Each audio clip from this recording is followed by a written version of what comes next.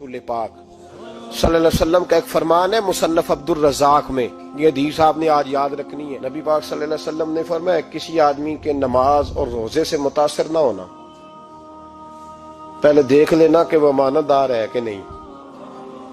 किसी के नमाज रोजे से मुतासर नहीं होना, पहले देख लेना कि दयानतदार है कि देखना लोगों की जेबों पे कितनी नजरें डालता है। फरमाया बहुत सारे नमाज रोजे वाले धोखेबाजी करते हैं, दयानती न करें, अपने ओहदे का पास रखें, अपने मनसब का ख्याल रखें। ओहदे जिस जगह आप मौजूद हैं आपकी जिम्मेदारी है। मेरे रसूल पाक सल्लल्लाहु अलैहि वसल्लम ने फरमाया हर बंदा तुम में से निगरान है और जो उसकी रियाया है उसके बारे में उसने जवाब देना है। कभी भी बददयानती ना करें। हम लोगों का पहले एतमाद हासिल करते हैं, फिर उस एतमाद को ठेस पहुंचाते हैं। उसका नुकसान पता क्या होता है? दुनिया में सबसे कमजोर शख्स वो होता है जिस पर कोई एतबार नहीं करता। जिसका एतमाद जाया हो जाए वो आदमी बिखर जाता है। कभी भी धोखाधड़ी की पॉलिसी ना बनाए।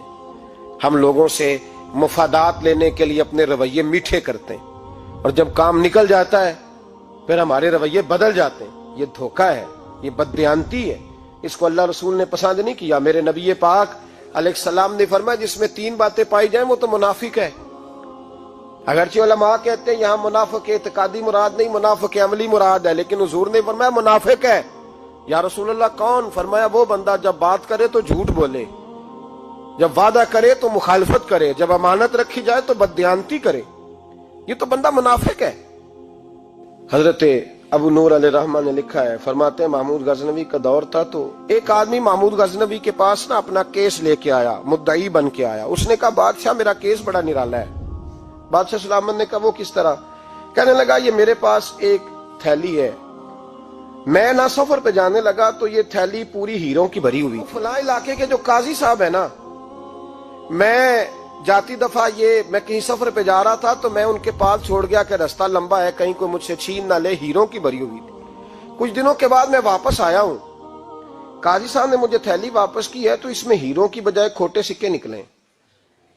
अब मैंने काजी साहब से कहा है तो काजी साहब तो मेरे गिरेबान तक आते हैं, वो कहते हैं बता कहीं से फटी है, खुली है? वो जिस तरह टांके लगा के तूने सी थी उसी तरह लगे हुए हैं कि नहीं? तो हुजूर लगे भी बिल्कुल उसी तरह है, ना फटी है ना खुली है। अब मैं लुट गया हूं, मेरी कुल उम्र की कमाई जाया हो गई, खोटे सिक्के कहां और हीरे कहां? तो मेहरबानी करें और आप की बारगाह में अल्लाह रसूल के नाम पर हलफ देता हूं कि मैं हूं बिल्कुल सच्चा। महमूद गजनवी कहने लगे तू जा, थैली छोड़ जा और जब मैं तुझे बुलाऊंगा फिर दोबारा आना। वो शख्स चला गया। महमूद गजनवी उठे, दरबार बर्खास्त किया, लोगों से कहने लगे चले जाओ, मैं 3 दिन के लिए सैर करने जा रहा हूं, 3 दिन के बाद लौटूंगा। अकेले जब रह गए ना महमूद दरबार में तो महबूब ने छुरी मंगाई। वो जिस तख्त पे बैठते थे वहां गद्दा बिछा हुआ था, ये गद्दा पड़ा है ना, वो गद्दा बिछा हुआ। तो महमूद ने छुरी के साथ उसको फाड़ डाला और छुरी जेब में रखी, निकल गए। कहने लगे मेरे बाद कोई मेरे दरबार वाले इहाते में दाखिल ना हो। महमूद चले गए। अब वो सफाई करने वाला जब आया ना, उसने आके देखा तो गद्दा तो फटा हुआ है। उसने शोर डाल दिया, पहरेदार भी आ गए, फलां साहब भी आ गए, फलां साहब। उसने कहा ओ खुदा के बंदो उसका गद्दा फट गया है, वो तो मार डालेगा। उसने कहा था सिवाय सफाई और निगरानी वाले के दूसरा आए कोई ना, और यहाँ आया भी कोई नहीं। पहले दिन ही फटा हुआ है तो लटका देगा सबको, क्या करें? शोर हो गया, सारे दरबार के मुलाजिमीन इकट्ठे हो गए। एक बंदा बोला, कहने लगा फिक्र ना करो, मैं कैसे बंदे को जानता हूं, इस तरह सिएगा कि जिसने फाड़ा होगा उसे भी पता नहीं चलेगा कहां से फटा था। ऐसा बेहतरीन रफू करेगा कि पता भी। उसने कहा यार हम सारे एक महीने की तनख्वाह देते हैं, तू बंदा बुला। वो बुला लिया उसको, उसका नाम मोहम्मद रफूगर था। वो आया, उसको गद्दा दिखाया, उसका यार इस तरह सीना पता ना चले। उसने कहा फिक्र ही ना करो, मैं बड़ा कारीगर हूं। बड़े बड़े कारीगर लोग नहीं हमारे मुल्क में पाए जाते, कोई निशान छोड़ते हैं पीछे? बड़े कारीगर का पैसे होने चाहिए, बड़े बड़े कारीगर बंदे। आप यकीन करें ऐसा ऐसा फलसफा, ये उम्रा इबादत है ना, सरकार दो आलम सल्लल्लाहु अलैहि वसल्लम की बारगाह की हाजिरी बड़ी नेमत है ना।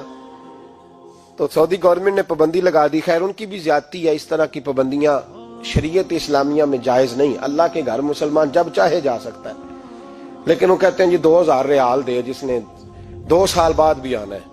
उन्होंने पाबंदी लगाई तो हमारे एजेंटों ने भी कई खास ट्रेनिंग हासिल की हुई है, पता नहीं कहां से सीख के आए, उन्होंने भी रास्ता निकाल लिया।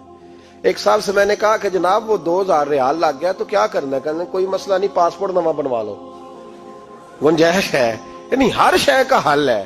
تو میں نے کہا یار اب عمرہ کرنے جاتے وقت بھی بندہ دھوکہ دے کے جائے، اللہ کے گھر جاتے وقت بھی اس طرح کی حرکت کرے، کیا حال ہو گیا؟ ہر چیز کا لوگوں نے حل نکال لیا، ہر چیز کا لوگوں نے سٹائل بنا لی۔ ایسا نہ کریں، یہ درست نہیں۔ احمد رفو گر کہنے لگا اس طرح سیوں گا کہ پھاڑنے والے کو بھی پتہ نہیں، ان کا پیسے لے یار تو سی دے۔ اس نے سی دی، اگلے شام ہی لا کے بچھا دیا گدا۔ تیسرے دن بادشاہ سلامت آئے، آ کے پہلی نظر گدے پہ ڈالی، اس نے بلایا سب ملازمین کو، کہا کس نے سیا ہے؟ کہا جناب کیا ہوا؟ کہا یہ پھٹا ہوا تھا۔ کس نے؟ کہا نہیں پھٹا ہی نہیں۔ وہ کہنے لگے بنو بات، میں خود پھاڑ کے گیا تھا، تو بتاؤ صحیح سیا کس نے ہے؟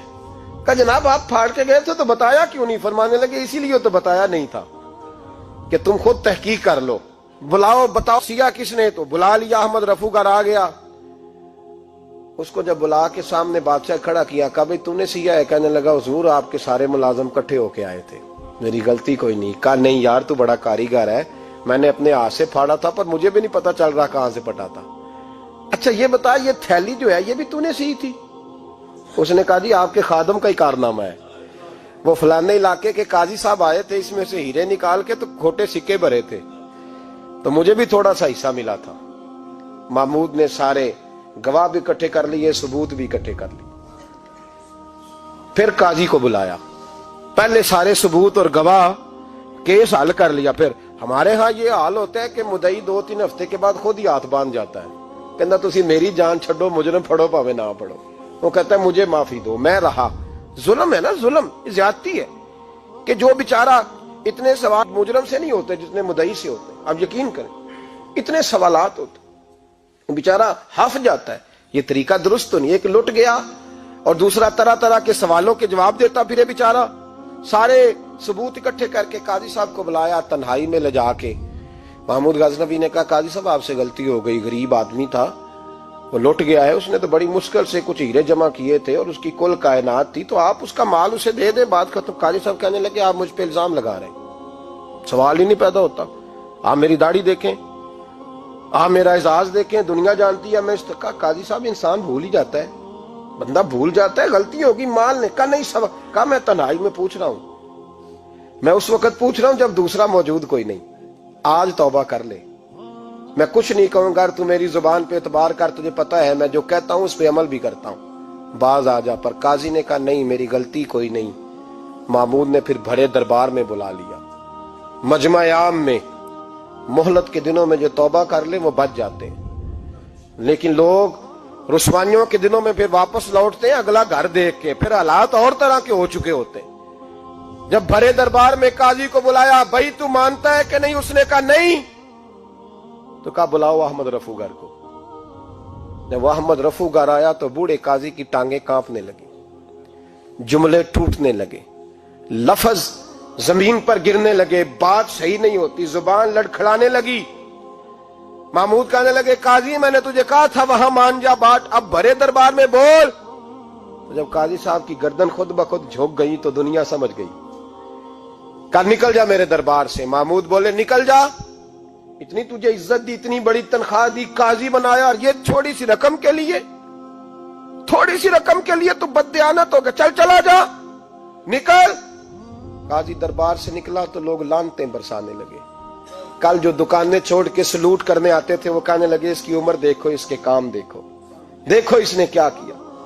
گھر گیا، بچے جن کے لیے پاپ کمایا تھا، جنہاں لی تو پاپ کمائے ہن کتھے نہیں ہو تیرے گھر دے، وہ بچے کہنے لگے ابا جی ہم تو سکول مدرسہ جانے کے قابل نہیں رہے، امید تھی کہ بیوی ساتھ دے گی۔ وہ کہنے لگی میں میکے کیسے جاؤں گی، گلی کی عورتیں طرح طرح کی باتیں بناتی ہیں۔ اور بھائی کامیابیوں کے بڑے سربراہ ہوتے ہیں، کوئی کامیاب ہو جائے تو سارے کہتے ہیں میری سپورٹ سے ہوا ہے، ناکامیاں ہمیشہ یتیم ہوتی ہیں، ناکامیوں کا کوئی سربراہ نہیں ہوتا۔ جب تک تو قاضی تھا تو بڑے بات تھی، ہر بندہ کہتا تھا رشتہ دار ہے، رسوائی ہو گئی تو وہ تیری آنکھ ہو یا سنگ ملامت کی چبھن، کون پہنچا ہے میرے درد کی گہرائی تک، دور شہرت میں تو یاروں نے کیا یاد بہت، ساتھ آیا نہ کوئی کوچے رسوائی تک۔ اور میاں صاحب کہنے لگے ساری عمر ہی آٹا گد ہے، میں لکھاں کیتے نہیں پیڑے، اب وقت آیا ہی تے محمد بخشا کوئی نہیں ہوں بیٹھا نیڑے، حالات ہی بدل گئے۔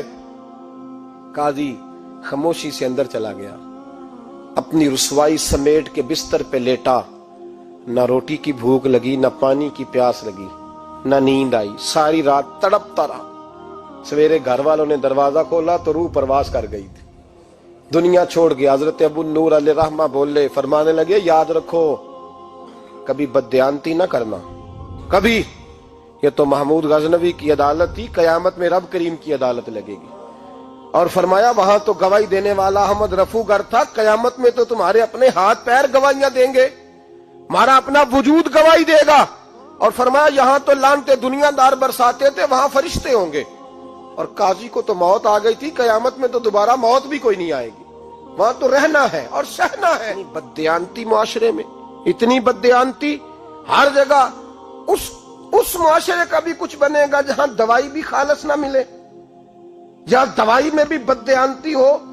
لوگ اپنے بچے کو آکسفورڈ یونیورسٹی میں پڑھانے کے لیے غریبوں کے بچوں کے رگوں میں جو دوائی اتارے وہ بھی 2 نمبر۔ اتنا بڑا بھی کوئی بددیانت معاشرہ ہوتا ہے کہ لوگ یہاں تک دھندا کریں، یہاں تک کہ لوگ لوگوں کی زندگیوں سے کھیل جائیں اور ہمیں احساس تک نہ ہو کہ کوئی مر جائے گا، کوئی ڈوب جائے گا، کیا بنے گا۔ اور جس نے وہ اپنی رجسٹر کی دوائی کی، اس نے 2-4 لاکھ روپیہ لیا اور اس نے یہ نہیں سوچا کتنے انسان میری وجہ سے مریں گے۔ قتل صرف یہ تو نہیں ہوتا گولی مار کے مار دینا، لوگوں کی زندگیوں سے لوگ کھیل جاتے ہیں، لوگ تباہی کر جاتے ہیں، لیکن بددیانتی سے باز نہیں آتے۔ میرے رسول پاک علیہ السلام کے غلاموں، نبی پاک صلی اللہ علیہ وسلم نے ذرا سی بددیانتی، اور صحابہ کا یہ مزاج تھا، اتنی سی بھی کبھی ان سے غلطی ہوتی تو تڑپ